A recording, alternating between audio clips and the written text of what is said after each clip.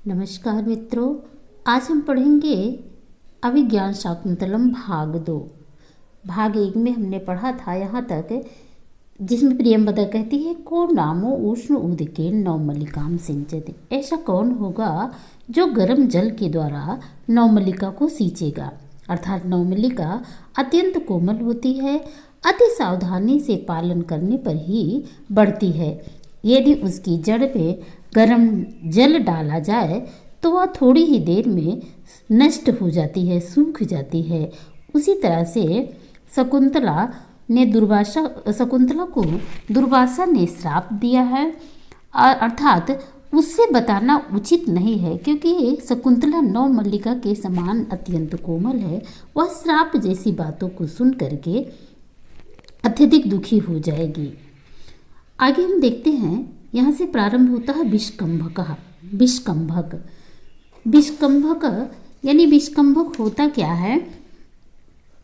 नाटकों के अंकों के मध्य में जो मध्य रंग का दृश्य, यानी मध्यम पात्रों के द्वारा अथवा निम्न दर्जे के पात्रों के द्वारा जो दिखाया जाता है, प्रदर्शित किया जाता है, जिसमें श्रोताओं के सामने अंकों के अंतराल में तथा बाद में होने वाली घटनाओं को संक्षेप में कहकर नाटक की कथा वस्तु के अवान्तर भागों का नाटक की मुख्य कथा से संबंध स्थापित कर दिया जाता है, उसे विष्कंभक कहते हैं। इसका लक्षण साहित्य दर्पण में कहा गया है, वृत्तिवर्तिष्यमाणानां कथांसानां निदर्शका संक्षिप्तार्थस्तु विष्कंभका अंकस्य दर्शितः। तो चलिए हम प्रारंभ करते हैं। यहाँ से विष्कंभक यहाँ से समाप्त होता है।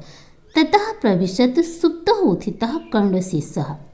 ततः माने इसके बाद, प्रविशत माने प्रवेश करता है, सुप्तः उत्थितः माने सोकर उठा हुआ, कर्णशिष्यः कर्णों का शिष्य। इसके बाद सोकर उठा हुआ कर्ण का शिष्य प्रवेश करता है।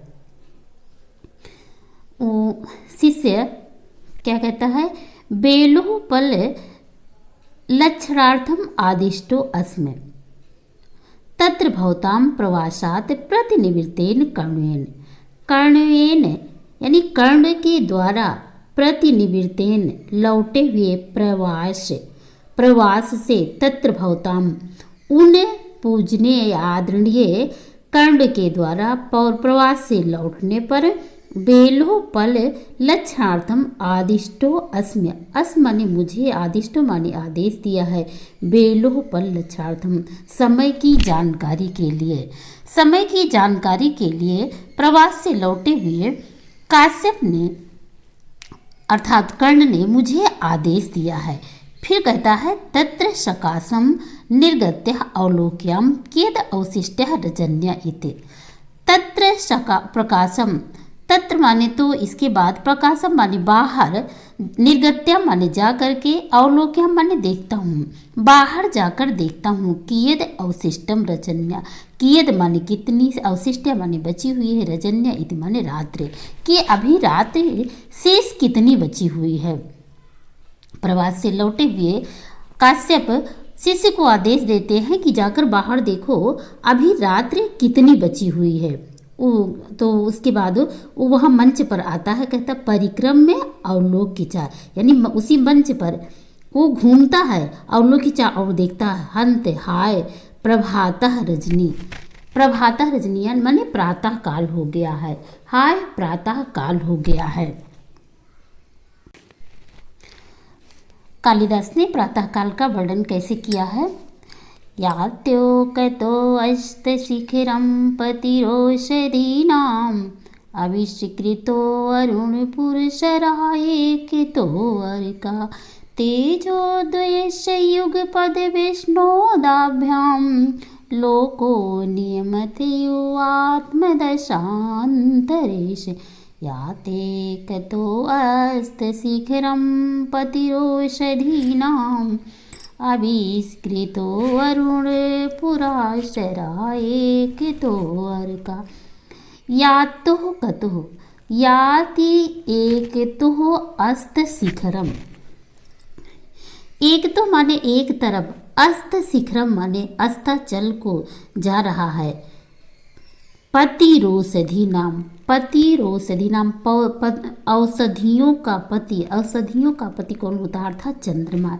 एक और तो औषधियों का पति चंद्रमा याति माने अस्ताचल, अस्त शिखरम याति यानी अस्ताचल को जा रहा है, यानी कि एक और चंद्रमा अस्त हो रहा है।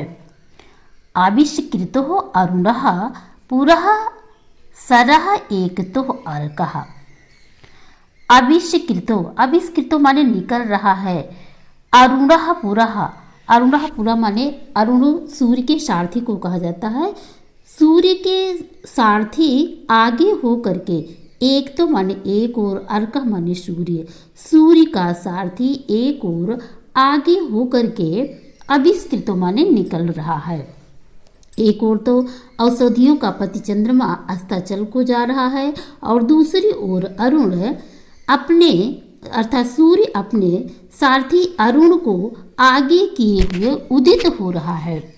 तेजो द्वयस्य युगपद विष्णु उदभ्याम, तेजो द्वयस्य इन दोनों तेजों का, युगपद माने एक साथ, विष्णु माने उदय होना, उदभ्याम माने विष्णु माने अस्त होना, उदभ्याम माने उदय होना।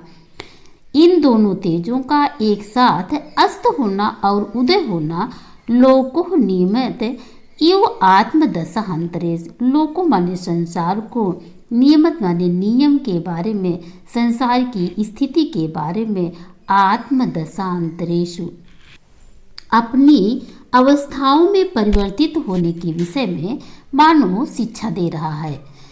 फिर से एक बार देख लीजिए।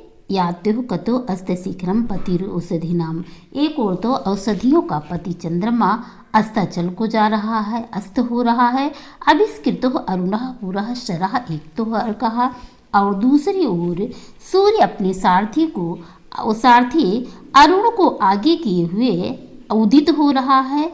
तेजो द्वयस्य युगपद विष्णु उदभ्याम, इस प्रकार इन दोनों तेजों का युगपद माने एक साथ उदय होना और अस्त होना लोको नियमित इव आत्मदशांतरेश, यानी संसार को अपनी स्थिति के बारे में अवगत कराना है, अर्थात अपनी अवस्थाओं के में परिवर्तित होने के लिए मानो यह संसार को शिक्षा दे रहा है।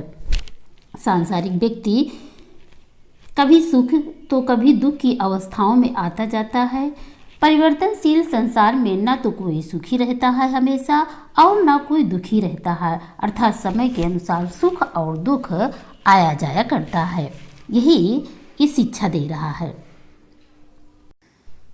अपिचा, और भी कालिदास ने फिर सुबह का वर्णन कैसे किया है? अंतर्हित अंतर्हिते शनिशयो कुमुदवती में दृष्टिं नानंदेति संस्मरणे शोभा इष्टप्रवास जनित अभिलाषनस्य दुखानि नूनम् अतिमात्र सुदुषहानि अंतर्हिते शनिशयो कुमुदवती में दृष्टिं ननंदयति संस्मरणे शोभा इष्टप्रवास जनित अभिलाषनस्य दुखानि नूनम् अतिमात्र सुदुषहानि।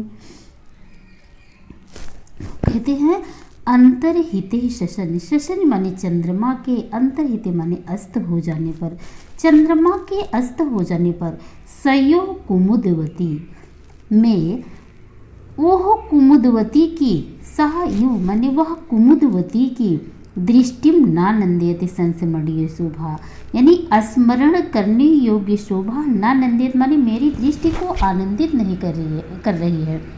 कहते हैं कि चंद्रमा के अस्त हो जाने पर वह कुमुदनियों की शोभा मेरी दृष्टि को आनंदित नहीं कर रही है, अर्थात चंद्रमा के उदय होने पर ही कुमुदनी खिलती है और वो चंद्रमा के अस्त हो जाने पर उसकी शोभा मलिन हो जाती है।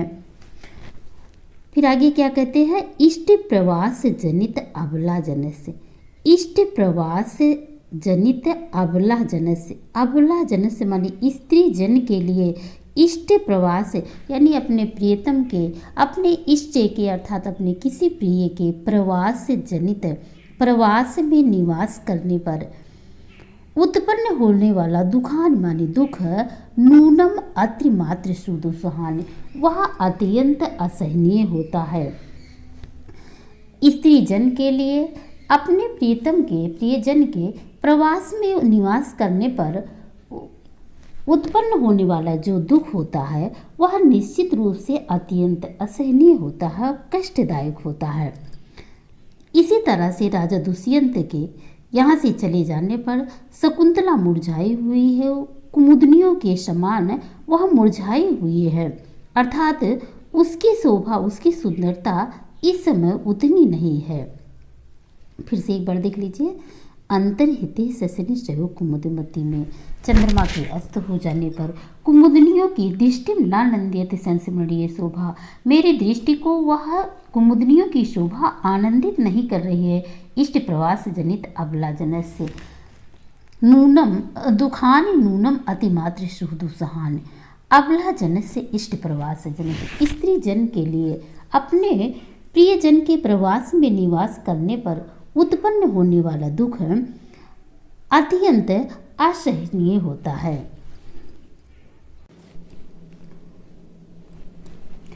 फिर प्रविश्य अपटी छेपेड़, अपटी छेपेड़ प्रविश्य यानी पर्दा हटा करके, प्रविश्य माने प्रवेश करके है। अनसुईया यद्यपि नाम विषय प्रांगमुख से जनस्य तन विदितम तथापि तेन राज्ञः शकुंतला अनार्यचरितम। यद्यपि नाम विषय परांगमुखम, यद्यपि विषयों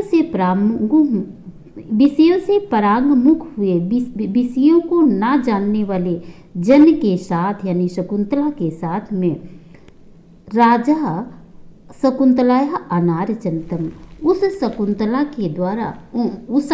के साथ में राजा ने अनुचित व्यवहार किया है।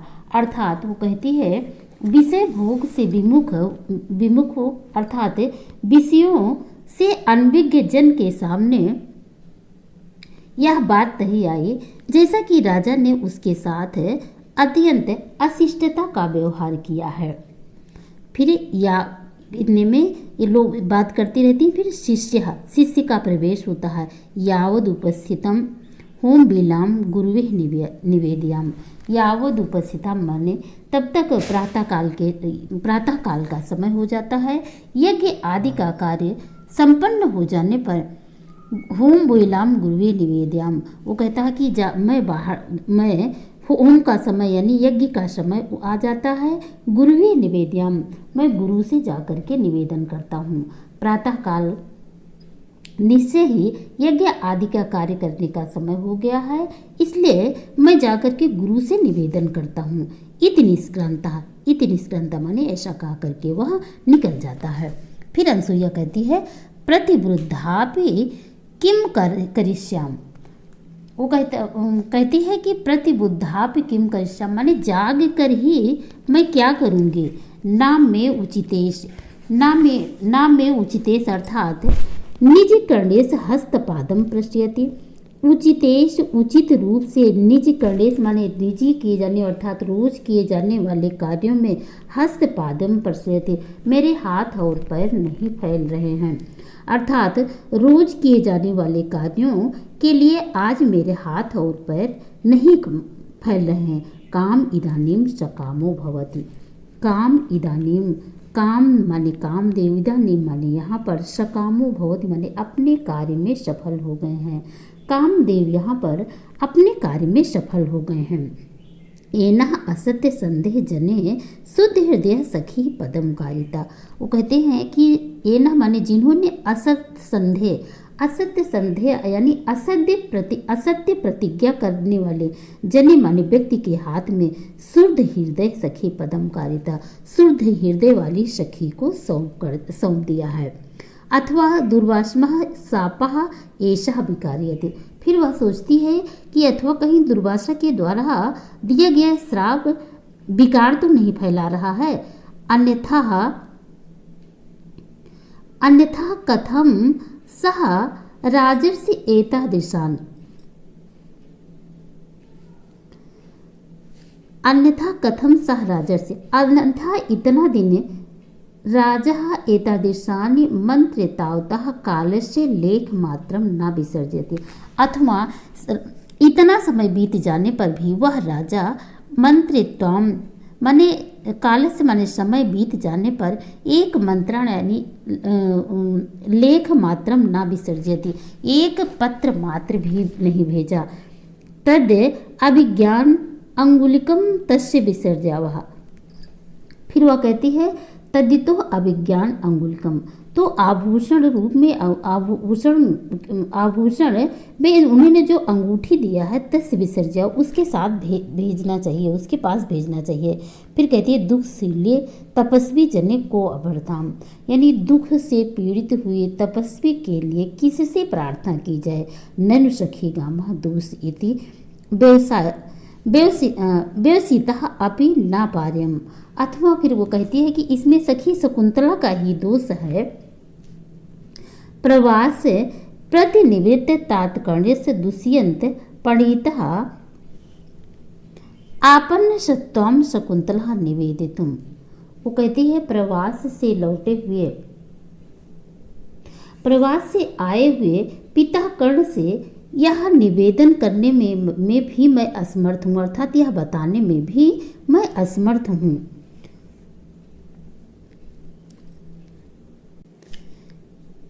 कि शकुंतला वो कहती है कि दुष्यंत पंडिता आपन्न सत्वम शकुंतला, कि शकुंतला वो सोचती है कि वो शकुंतला का दुष्यंत के साथ विवाह हो गया है, वो मैं इस बात को तात्कर्ण से कैसे बताऊं, और वह गर्भिणी है। ऐसी दशा में इत्थम गते अस्माभिः किम करणीयम, ऐसी दशा में हम सभी लोगों को क्या करना चाहिए। फिर प्रवेश करके अनसुईया इस प्रकार से सोचती रहती है कि प्रवेश करके प्रियंवदः सहर्षम अत्यधिक हर्ष के साथ सखी त्वरस्य शकुंतला प्रस्थान कौतिकम निवर्तितुम। वो कहती है हे सखी त्वरस्य माने जल्दी करो शकुंतला प्रस्थान कौतिकम निवर्तितुम, शकुंतला को पतिगृह जाने के लिए मांगलिक कार्य को जल्दी कीजिए, यानी इस शकुंतला को उसके पति भेजने वाले इस मांगलिक कार्य को जल्दी कीजिए। फिर अनसुईया कहती है सखी कथम एतद, हे सखी यह कैसे। फिर कहती है प्रियंवदः सुन इदानुम सुख सहित प्रस्थितः शकुंतला सकाशम गतास्म। सुन कहती है कि सुनो इदानी माने इस समय सुख सहित प्रच्छिका, सुख पूर्वक सोए की नहीं, शकुंतला सकाशम गतास्म, मैं शकुंतला के पास गई हुई थी। वह सुख पूर्वक सोई की नहीं यह पूछने के लिए मैं शकुंतला के पास गई थी। फिर अनसुईया कहती ततस्ततः, तो इसके बाद फिर क्या हुआ। जो कहती है प्रियंवदा कहती है तावदेना लज्जा अवनुत मुखी एनाम परिजस्य तात कश्यपे नयो अभिनंदितम। तावदेनाम यानी लज्जा अवनत मुखी, लज्जा के कारण नीचे मुख किए हुए, परिजस्य तात कश्यप आलिंगन करती हुई तात कश्यप का पिता कर्ण का नयो अभिनंदित माने उसने अभिनंदन किया, यानी गले लगा करके पिता कर्ण ने इस प्रकार उसका अभिनंदन किया। दिष्टिया धूम आकुलित है, दिष्टिया माने सौभाग्य से, धूम आकुलित है दृष्टि, धुएं से आकुल दृष्टि, धुएं से आकुल हुई दृष्टि पावकः यवा होती ही, पावकः यवा होती ही पतितः। पावकः माने अग्नि में आहुति पतितः माने गिरी, यानी धुएं से व्याकुल दृष्टि वाली आहुति अग्नि में ही गिरी, अर्थात सही जगह पर ही गिरी है। वस्य हे पुत्री सुशिष्य परिदत्ता विधेयो अशोचनीय समृद्धा, सुशिष्य माने अच्छे शिष्य को दी गई विद्या के समान तुम अशोचनीय हो। अद्य हो ऋषि संरक्षिता त्वाम भर्तु सकाशम विसर्जयाम, आज ही तुम्हें ऋषियों के संरक्षण में भर्तु सकाशम गताश माने तुम्हें पति के पास भेजता हूँ।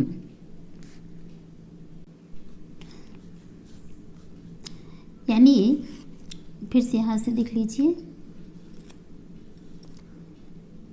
दृष्टिहा धूमे आकुलित दृष्टि, यानी सौभाग्य से धुएं से आकुल दृष्टि वाली ये वह होती थी पतिता पाव का, यानी अग्नि में ही गिरी।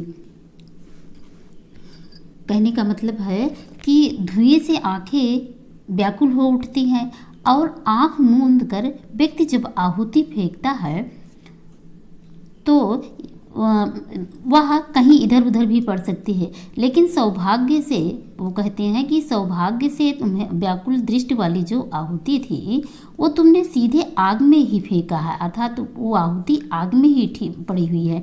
ठीक यही बात शकुंतला की है।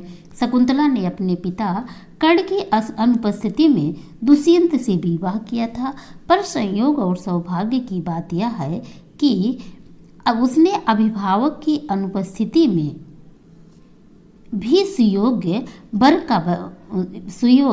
वर का वर्ण किया है, यही इसका मतलब है।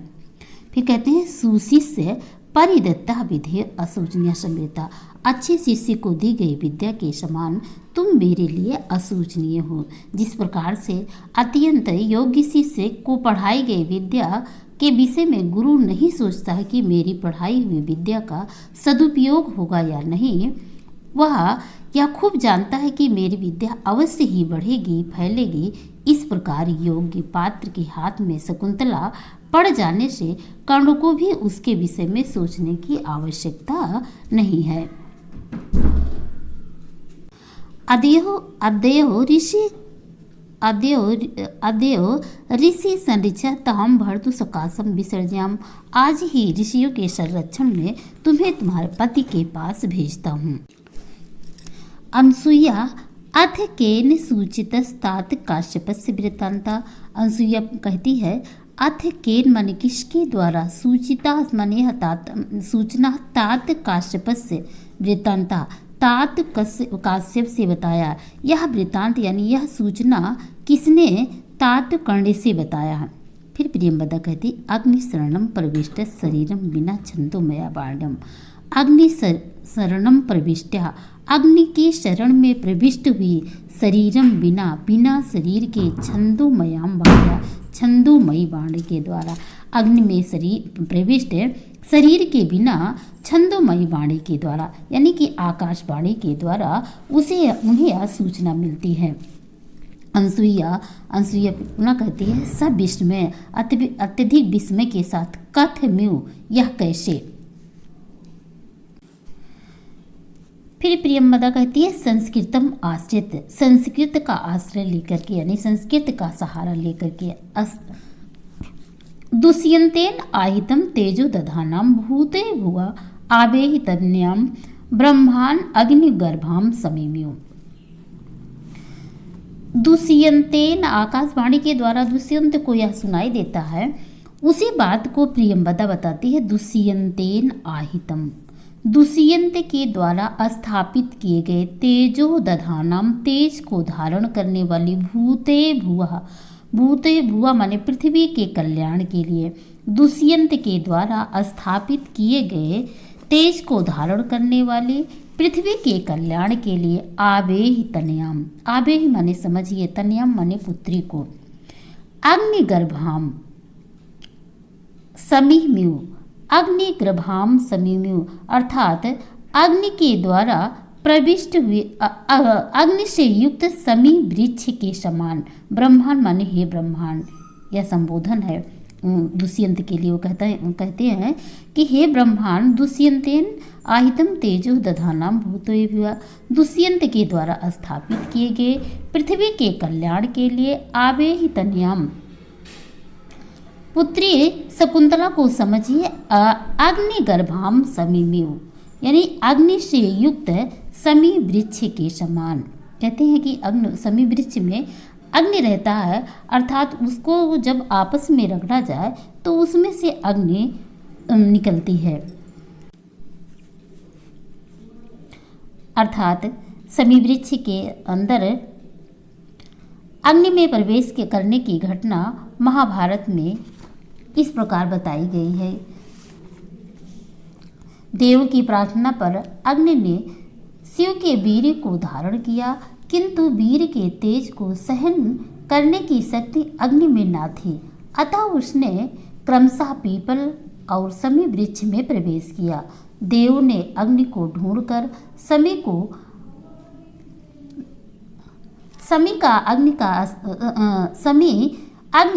अग्नि का अस्थायी आधार बना दिया। और दूसरी कथा शैल पर्व में इस प्रकार है कि भृगु के शाप से भयभीत अग्नि ने समी वृक्ष में प्रवेश लिया। यही कारण है कि थोड़ी सी समी वृक्ष को यदि आपस में रगड़ा जाए तो उसमें से आग प्रकट हो जाती है। मित्रों, ये था आपका अभिज्ञान शाकुंतलम का दूसरा भाग, और इसके बाद वाला जो है मैं उसे तीसरे भाग में पढ़ाऊंगी।